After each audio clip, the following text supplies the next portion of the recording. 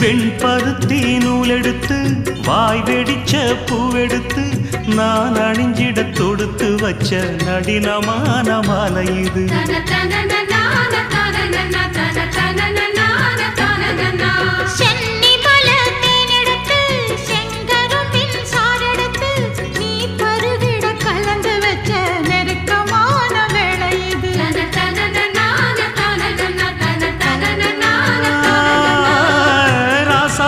உடம்பிருக்கும் ரவிக்க துணி நானாக அன்னாடம் சூடி கொள்ள ஆசை வச்சாகாதா.